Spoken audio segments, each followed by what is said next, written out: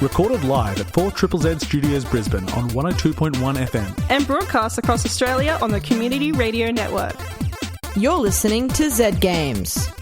With 10 years experience and over 500 episodes, Z Games brings you the best in gaming news, reviews, community and culture. Want to reach out? Message us on Facebook at ZEDGamesAU. I am Paul. I'm joining, Django. And you're Django. Nice to see you. I'm not joining you. I'm just Django. Oh, you're just I'm Django. Here. Yeah, you're here. You're observing. Yeah. Just coming in for that. What a night we have tonight. We have news, as we always do. And then, as we often also do, going to do a review. Oh my goodness. I have a review on Chivalry 2. Ooh. And after that, Hazel has sent in a review for Exo One. Ooh. Yes, it's most exciting, I must say. How are you doing anyway? I'm okay. Looking forward to seeing if there's this storm coming in. Yes, it's supposed to be a big one coming. If it is coming, I'm definitely 100% gonna curl up on the couch and play some video games while it rains.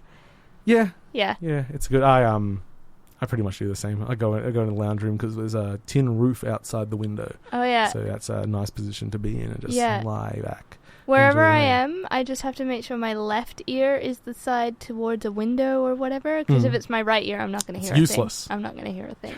Rain, why did you even bother? Anyway, basically. Now, for reals this time, we're actually going to listen to the news. This week brought to us by Zara. This week in gaming news. Record VR sales across the holidays. The 2021 holiday season was a big one in terms of virtual reality systems and games, with the Oculus app topping the Apple App Store on Christmas, beating TikTok, YouTube, and Instagram. Meta doesn't release sales numbers for Quest headsets, so we can only piece together how popular it is through unofficial data points. So the Oculus app being at the top indicates a strong uptick in new headset usage. But that's not all. Rec Room, a free social virtual reality experience, has reported record numbers over the holidays, with over 1 million VR players logging in over a 60-hour period. Apps such as Hand Physics Lab, Golf Plus, 11 Table Tennis, and Loco Dojo Unleashed have also reported a similar spike in new users. PS5 explains their new VR2 system. PlayStation have announced the names for their new virtual reality system for the PlayStation 5 console, PlayStation VR2, and the new virtual reality controller, PlayStation V2 Sense controller. PlayStation VR2 promises to take virtual reality gaming to a new level of presence and escapism, with new hardware features, greater depth of immersion, and new worlds being built. PS5 VR2 offers the following: 4K HDR 110-degree field of view, combined with an OLED display, means a display resolution of 2000 by 2040 per eye and smoother frame rates. Inside-out tracking, with the player and the controller being tracked through cameras embedded in the VR headset, eliminating the need for an external camera. Brand new sensory features, combining eye tracking, headset feedback, 3D audio, and the VR2 Sense controller to pull you deeper than ever into virtual reality. The most significant hardware feature being the motor in the VR headset that can vibrate to offer tactile feedback. VR2 will detect the motion of your eyes, allowing the player to interact more intuitively with the environment. PlayStation has announced that Horizon Call of the Mountain will be coming to the PlayStation VR2, making it one of the biggest franchises for the potential lineup available for the VR2. Activision sues Call of Duty cheat maker. Activision has asked a court to take action against Engine Owning, a cheat maker selling cheats to Call of Duty Warzone players. This latest case is another battle in Activision's war against hackers in the online battle royale, accusing Engine Owning for causing irreparable damage to its goodwill and reputation. Activision alleges that the cheat maker has hurt sales through the distribution of aimbots, triggerbots, and other cheats. Other than allegedly ruining the online experience for thousands of players, Activision says that Engine Owning has infringed on their copyright and violated its terms of service, and claims that tens of thousands of players have been caught using Engine Owning's tools over the past year. And now for some upcoming game releases. January 10th brings Super Army Roll for the Xbox Series X. January 12th brings PUBG Battlegrounds free to play for the PC, PS4, Xbox One, and Stadia. And January 13 brings Annual Crucis for the PC, Xbox Series X and Xbox One, and Mushroom Wars 2 for the PS5, Xbox Series X, PS4, and Xbox One. That's it this week in gaming news. Thank you, Zara, for that gaming news. Thanks, Zara. Mushroom Wars. Mushroom Wars, yeah. I'm ready. What was the full name? I didn't pay attention to that. Not to the whole thing, just to the Mushroom Wars part. I feel Mushroom Wars wasn't great, but I can't really speak. Maybe it's amazing. Maybe it's amazing. Everyone I don't out. know. Mushroom Wars. Let's do it. Yeah. Lots of VR news in there. So much. I'm a big VR person. Yes. I am not. No, at the moment, partly probably because we're not really socializing outside of spaces.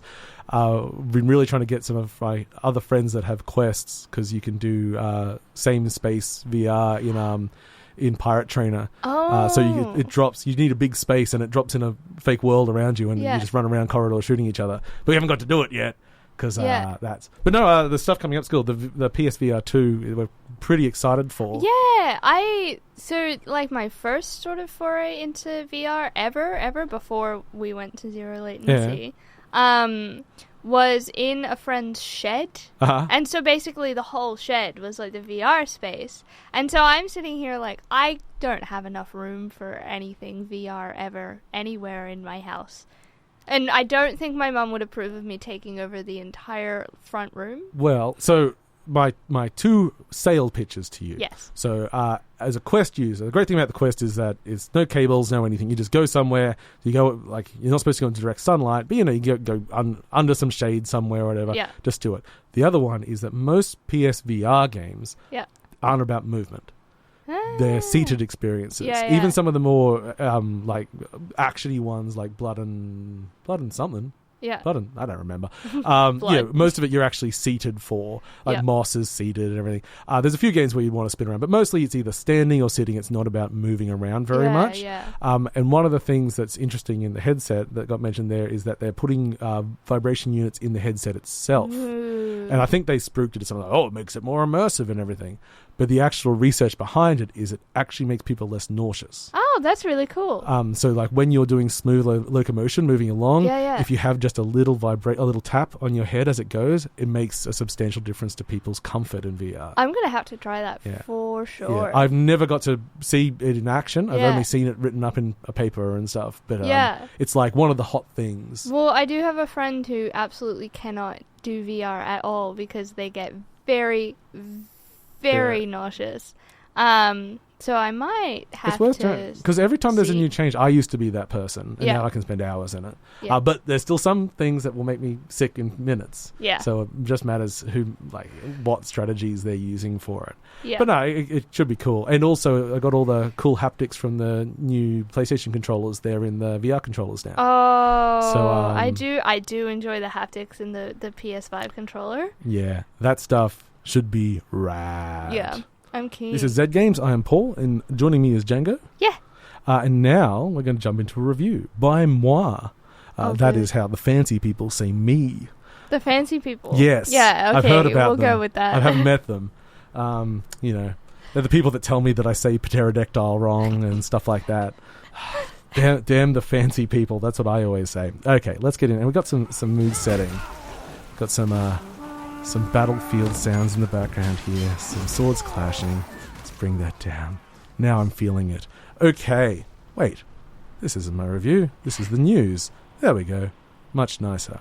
Okay, let's set the scene. You are a peasant, toiling in the fields. Took this tip from Zara of how to do a review. How harsh the life of a serf, toiling in the fields. Ah! You hear from over the hills. An armoured attacker runs towards you. You hastily ready your pitchfork. You stop at nothing to prevent your head falls to the ground. You are a knight, running to avenge a peasant who lays headless on the floor. You let out a mighty battle cry. Ah! You announce throatily. You swing your sword. A deflection. 3 other people stab you. You are and so on. A few weeks into playing Chivalry 2, I cut off a man's arm. Then I cut off his other arm. He then proceeded to headbutt me to death. It's but a flesh wound. It is so much. What a game.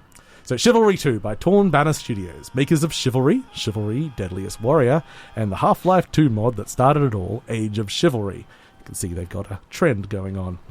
What we have on offer here is a multiplayer medieval combat game.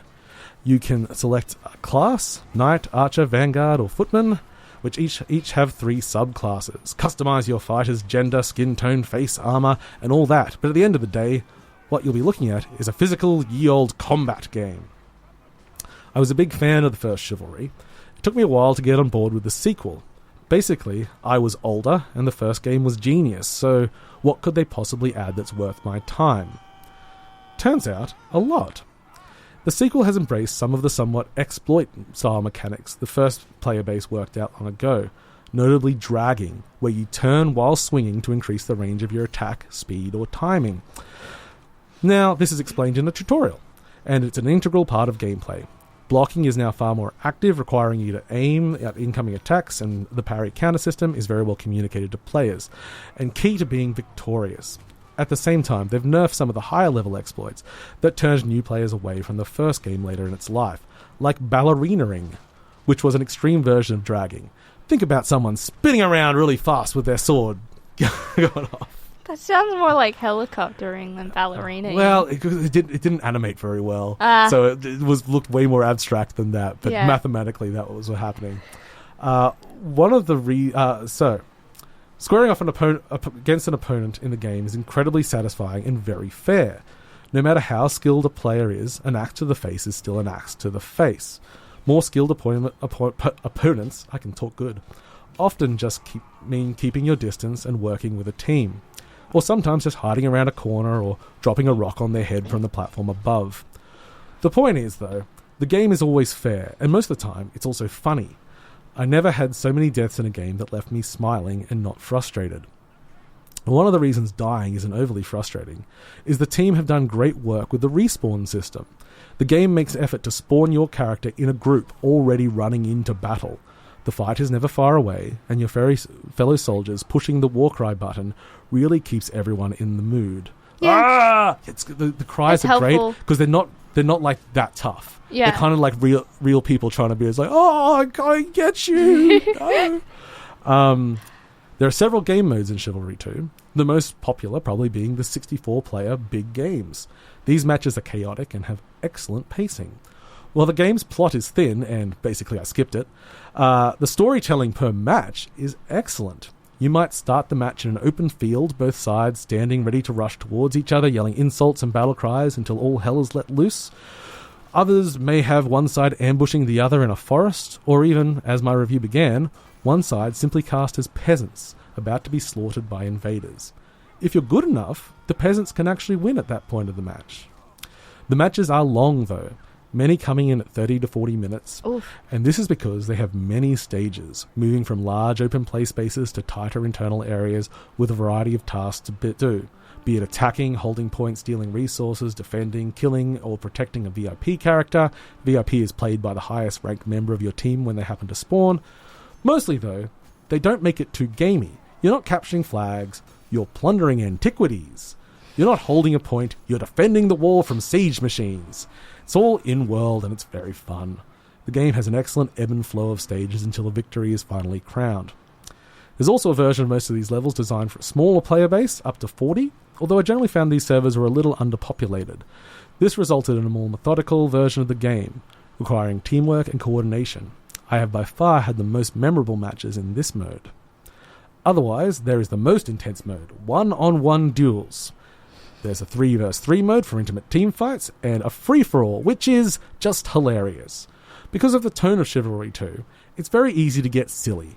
Most objects in the world are interactable, and it doesn't take much to inspire you to stop swinging your axe and perhaps start working on getting a kill from throwing cabbages. I have yet to kill someone with a cabbage, but that won't stop me from trying. I'll try with you. Yeah, also like fish is the other one I'm really trying for. I'll slap people with fish. Yeah. There's a lot on offer here. The game is very polished, it looks great, and it's super fun to play. You can play in third or first person, but I prefer the intimacy of first person. The game also has a lot of ongoing support from the developer. They've just now finished up their Christmas event, which has filled the levels with Christmassy items and given players appropriate costumes for the season. I feel giving myself a big snowman head made me a very big target for archers, though. Oh, it might have. It might have. Yeah. Most people didn't bother. I was like, I get it shot a lot. You can expect this support to continue for a good while yet. I played the game on PC via the Epic Game Store, but it is coming to Steam in the future. The game is also available on PlayStation and Xbox platforms, and you can cross-play between all platforms, and cross-platform team support is coming soon. the game will set you back around $60. Yeah. Although, honestly, it took me about $25 because Epic Sales, which finished today if you're listening to this on the radio, because you get the discount and then they get 15% off on top of it. Yeah. $15 off. It'll be more. I think on PlayStation it's actually $35 at the moment. There's always more sales. There's always another sale. Yeah. I did because just wait for it to come on PC. Game Pass. Oh yeah, might one day. It's certainly it's actually fun. There's a good documentary by No Clip on the game. Yeah. And they so it's in Unreal Engine, but it's because the original mod was in Source, but at that time there's no way in hell they could ever afford Source, and Unreal had just gone free. So that was the entire reason it was built in Unreal. It's like, well, that one was free and affordable. It's funny how the indie game landscape has changed in the last, under a decade now. Yeah. From the word used to be like, if you want to license an engine, if you asked how much it was, the answer was, if you need to ask, you can't afford it. Yeah. And now it's like, it's all free. And in fact, if you don't make more than $100,000, we don't even want money from you. Get out of here. Yeah, it's nice to see. But yeah, it is great good game to see. I like that. I like that. Sounds like a fun game. I've been dragging more and more friends into it just to run around and laugh. I might have to see if I can get my hands on it. I just don't know what I will want to play it on console-wise. I'm not sure. It's got native versions on so it's last generation and this generation for consoles. Yeah. On PC it runs really well. Yeah. And honestly, I'm used to playing it with a mouse. So yeah. But the PC version's got control support if you want it. Yeah, I could always play on the PC with the controller. I wonder if it's got any cool haptics on the PS5. Ooh. I don't know. I'd have to look that up. But yeah, it might do. But we can still all play together because it's it doesn't matter. You just don't get to see all the terrible language people use on the PC version, which actually isn't. It's been a totally fine user base. Yeah, I did see someone trying to insult someone and say like, basically someone like, I live in the basement, yes, of my house. I'm a 35-year-old. It's like, yeah, no one's biting. It's Nobody all. cares. It's not getting anywhere. This. Yeah. Okay. So that was Chivalry 2. This is Zed Games. I'm Paul, and here with me is Django. Yeah, I like to make you say your own name. Yeah. Woo! But now, enough of listening to my voice or her voice. We are going to listen to Hazel's voice with a review of Exo One.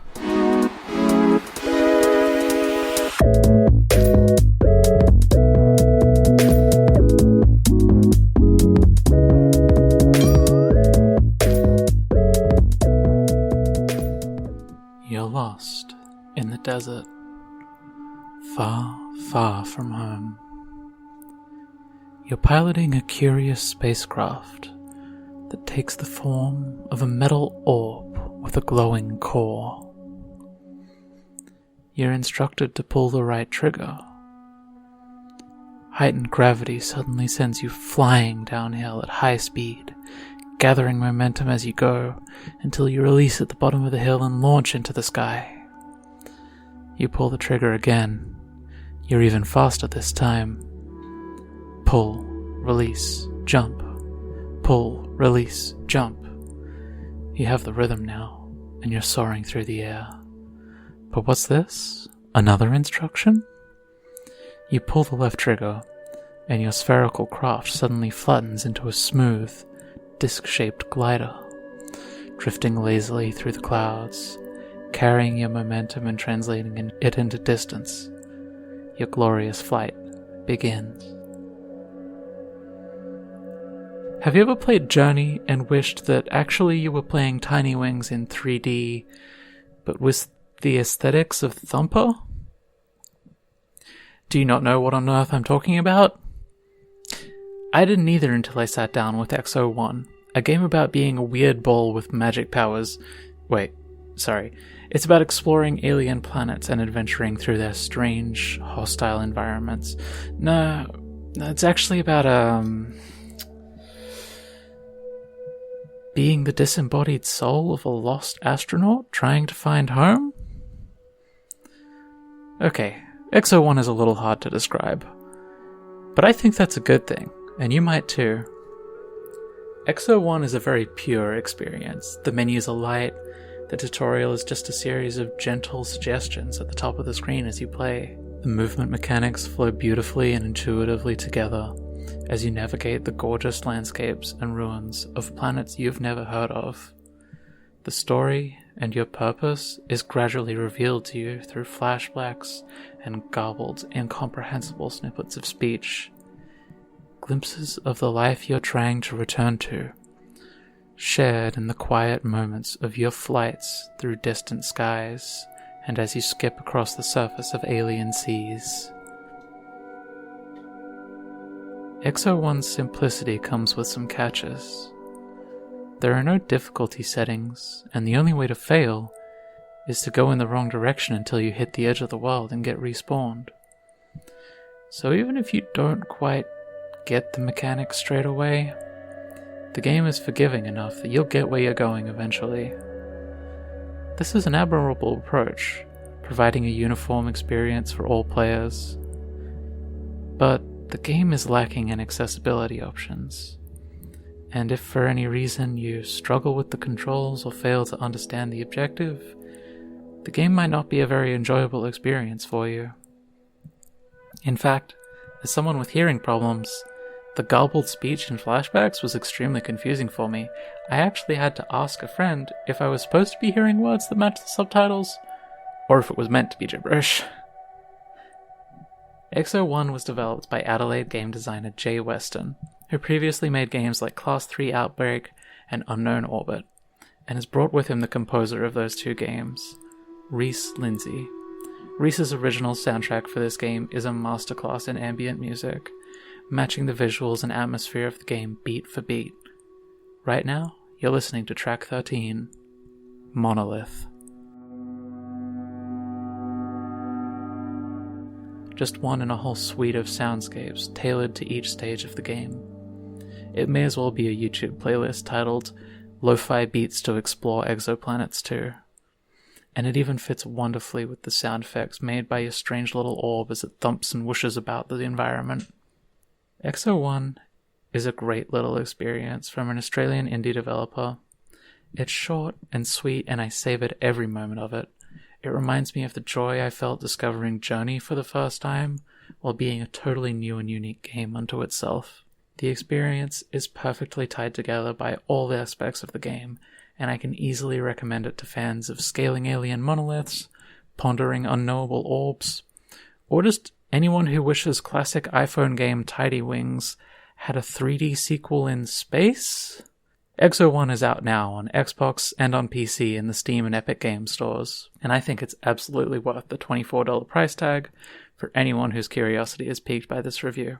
It's also playable for free on Xbox and PC with an Xbox Game Pass subscription.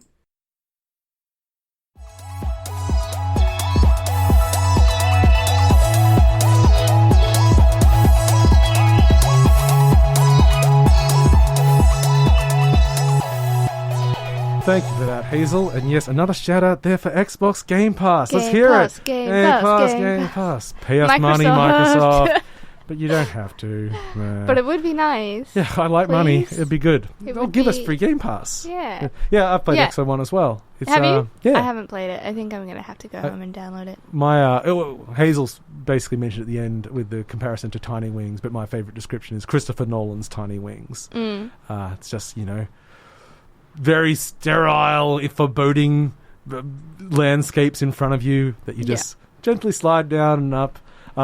She found out that you can actually go out of bounds. I never even felt.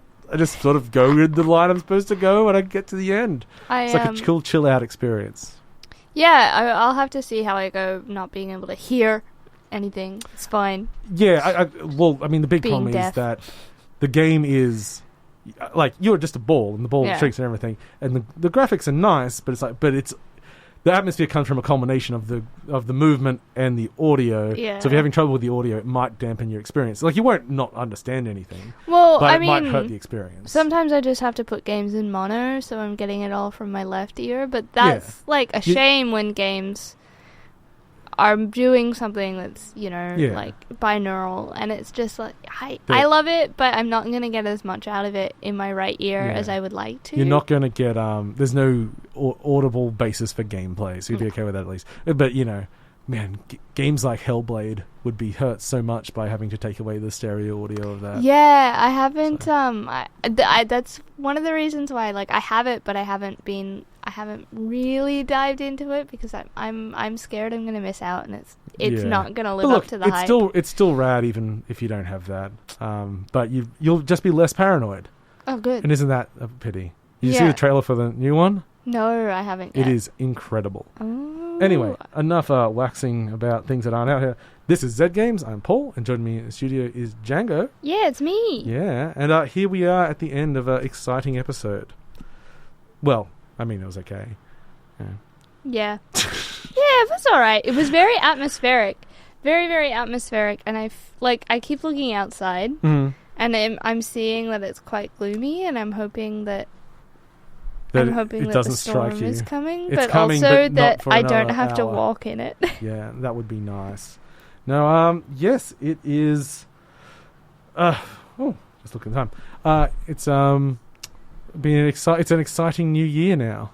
It is. Yes, this is technically the first episode of the new year. Is it? Yeah. Oh my gosh, it is. Do you have any exciting New Year resolutions? I do. Oh yes. But I don't think none of them are game related. Oh yes. They are mostly like, I would like to read 100 books this year. I don't know how well that's going to go. We'll see. And I am, of course, starting my audiology degree this year, so I would like to do well in that. But we'll see. I don't know why I'm laughing at you. That just the hesitancy in your face and voice. No, weirdly, I think I'm going to try and play less games. Oh my goodness. Yeah, because I realize I'm stretching myself over so many platforms. Yeah. And so many different games. Like, I just finished up my top 100 of last year. Yeah. And as I said this to friends yesterday, they go, but you've got a Playdate coming as well, like in the mail. I'm like, okay. So I have added an extra console. And then PSVR 2 You do play a comes lot out, of games. Yeah. On a lot of different things. Because I like games. I like what they can do. Like, I play games until I think they've given me what they can, and then I am out. Yeah. But up until that point, I'm a bit the same, excited. actually. Yeah. Well, although you do also love the I love a good open embracing world. Time in an open world. Yeah. That's I will literally spend hours fishing in Assassin's Creed. Yeah. And who doesn't like a little bit of a soak in? So that brings us close to the end of tonight's episode. Thank you for joining me. Yeah. Thank you, Hazel, for providing your review. Absolutely. Thank you, Sarah, for providing the news. Remember to catch it each week. Now, to take us out tonight, we are going to listen to a song from The Good Life. That's The Good Life. Sweary's new game, which I will say I think was in my bottom 10 of my 100 of the year. But that doesn't mean doesn't have a cool soundtrack. Yes, a game can be bad but have a good soundtrack. Yeah, it's also like an interesting game. My thing is, the bottom 10 games on my list are way more interesting than like the middle 40 games. Yeah, that's fair. Yeah, it's awful, but in really interesting ways. So this is Money Money by The Good Life. Oh, The Good Life is the game. By The Bad Lives, featuring Courtney Knott. We'll see you all later, folks. Bye. Thanks for listening to Zed Games. If you'd like to listen to more, check out our podcast on Spotify. Or follow us on social media at ZED Games AU. See you next time.